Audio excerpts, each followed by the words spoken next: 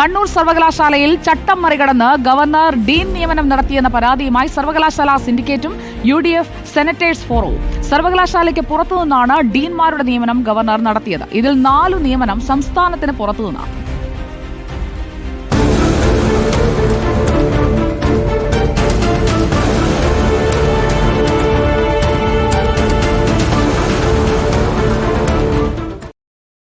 ചാൻസലറായ governor നടത്തിയിരിക്കുന്ന Kannur സർവകലാശാല faculty Dean നിയമനങ്ങൾ ചട്ടവിരുദ്ധമാണ്. സർവകലാശാല സ്റ്റാറ്റ്യൂട്ട് പ്രകാരം സർവകലാശാല ഡിപ്പാർട്ട്മെൻറ്റിൽ നിന്നുള്ള പ്രൊഫസർമാർ മാത്രമേ ഫാക്കൽറ്റി ഡീൻമാരാകാൻ പാടുള്ളൂ എന്ന് കൃത്യമായിട്ട് പറഞ്ഞിട്ടുണ്ട്.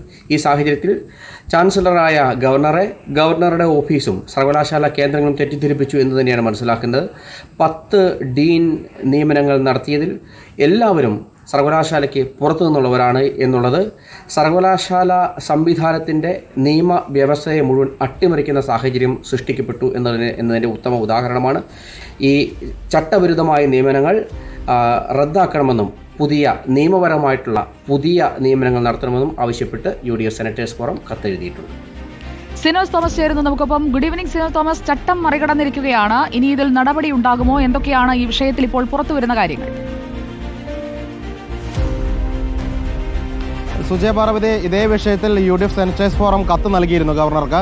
അതിന് പിന്നാലെ തന്നെ കണ്ണൂർ യൂണിവേഴ്സിറ്റിയിലെ സിൻഡിക്കേറ്റ് യോഗം ചേരുകയും പ്രമേയം പാസ്സാക്കുകയും ചെയ്തിരുന്നു. അതായത് കണ്ണൂർ സർവകലാശാല വൈസ് ചാൻസലർ ചില പേരുകൾ അടങ്ങിയ ശുപാർശ ഗവർണർക്ക് നൽകിയിരുന്നു. പക്ഷേ ഗവർണർ ആ പേരുകളൊക്കെ തന്നെ വെട്ടിക്കളഞ്ഞ ശേഷമാണ് 10 ഡീൻ നിയമനങ്ങൾ നടത്തിയിരിക്കുന്നത്. 10ൽ 4 നിയമനങ്ങളും കേരളത്തിന് പുറത്തു നിന്നാണ്. അതായത് ഡൽഹി, ഹിമാചൽ പ്രദേശ്, ബംഗളൂരു, പുതുച്ചേരി എന്നിങ്ങനെ 4 സംസ്ഥാനങ്ങളിൽ നിന്നാണ് നിയമനങ്ങൾ നടത്തിയിരിക്കുന്നത്. ബാക്കിയുള്ള 6 നിയമനങ്ങൾ കേരളത്തിൽ തന്നെയുള്ള കണ്ണൂർ യൂണിവേഴ്സിറ്റിക്ക് പുറത്തുള്ള Kasaragod central university, Kozhikode IIM, CUSAT, Kariavattom campus തുടങ്ങി കണ്ണൂർ യൂണിവേഴ്സിറ്റിക്ക് പുറത്തുള്ള ക്യാമ്പസുകളിൽ നിന്നാണ് നിയമനം നടത്തിയിരിക്കുന്നത്. പക്ഷേ സർവകലാശാല ചട്ടമെന്ന് പറയുന്നത് കണ്ണൂർ യൂണിവേഴ്സിറ്റിയിലെ പ്രൊഫസർമാർ തന്നെയായിരിക്കണം ഓരോ വകുപ്പുകളെ ഡീൻ നിയമനത്തിൽ പരിഗണിക്കേണ്ടതെന്നാണ് ചട്ടം. ആ ചട്ടങ്ങൾ മറികടന്നുവെന്നാണ് പരാതി. പക്ഷേ ഈ നിയമനങ്ങൾ പിൻവലിക്കാൻ ഗവർണർ ഇതുവരെ തയ്യാറായിട്ടില്ല. ഏതായാലും സിൻഡിക്കേറ്റ് പ്രമേയം പാസ്സാക്കിയിരിക്കുന്നു. UDF സെനറ്റേഴ്സ് യോഗം ഫോറം രേഖാമൂലം തന്നെ ഗവർണർക്ക് കത്ത് നൽകിയിട്ടുണ്ട്. കാരണം ഇത് ഓരോ യോഗത്തിനും ഓരോ വകുപ്പിൻ്റെ യോഗത്തിനും ഈ ഡീൻമാർ പങ്കെടുക്കണം. അങ്ങനെ പങ്കെടുക്കാൻ തന്നെ ഡൽഹിയിൽ നിന്നും ബംഗളൂരിൽ നിന്നൊക്കെ തന്നെ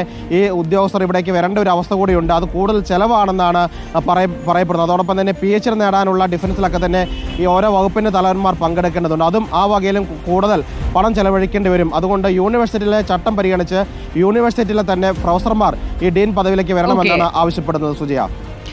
സിനോസ് തോമസ് ആണ് വിവരങ്ങൾ നൽകിയത്. ഗവർണർക്കെതിരെ പരാതി വന്നിരിക്കുകയാണ്. അതിന്റെ വിവരങ്ങളാണ് പങ്കുവച്ചത്.